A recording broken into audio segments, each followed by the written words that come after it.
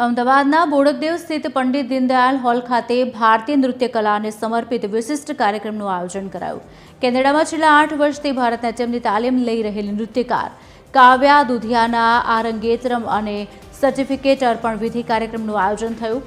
ભારતીય સંસ્કૃતિ અને કલાના સંવર્ધન માટે વિદેશમાં રહીને પણ સતત પ્રયાસ કરી રહેલી કાવ્યા દુધિયાના આ મહત્વપૂર્ણ સોપાનને વધાવવા મોટી સંખ્યામાં મહેમાનો, સ્વજનો અને શુભેચ્છકો ઉપસ્થિત રહ્યા. આ પ્રસંગે મુખ્ય મહેમાન તરીકે આઈસીસી ચેરમેન જય શાહ તેમજ હનુમાન મંદિરના મહારાજ ઈશ્વરદાસજીએ ઉપસ્થિત રહી કાવ્યાને આશીર્વાદ આપ્યા હતા.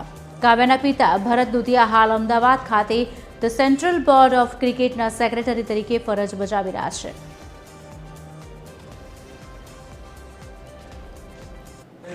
આઈ થિંક આ પ્રસંગ મારા માટે બહુ જ મિનિંગફુલ છે because I am beyond grateful કે હું ત્યાં શીખી વિદેશમાં જે આપણું કલ્ચર મેં તોય મેન્ટેન કર્યું અને એ આઈ થિંક બહુ જ ઇમ્પોર્ટન્ટ છે.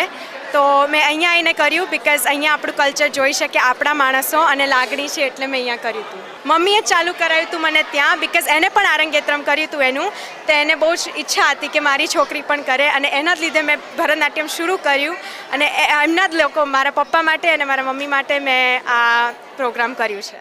ભરતનાટ્યમ એવો ક્લાસિકલ ડાન્સ ફોર્મ છે જે અહીંયા ઇન્ડિયામાં તો ઘણું સાંભળ્યું હશે પણ કેનેડા માટે પણ બહુ જ ઇમ્પોર્ટન્ટ છે બિકોઝ એ આપણું સંસ્કૃતિ જાળવી રાખે છે અને આપણા છોકરાઓને ઇન્ડિયન કલ્ચર, કસ્ટમ્સ ને રિલિજન પણ શીખવાડે છે.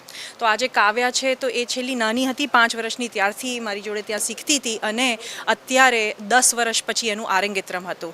આરંગેત્રમ એટલે એમનું ગ્રેજ્યુએશન. 10 વર્ષને એ જે શીખ્યા એ સ્ટેજ ઉપર આવી અને બધાની સામે પ્રેઝન્ટ કરવું અને આજે એટલો સરસ શો થયો છે એનો અમદાવાદમાં.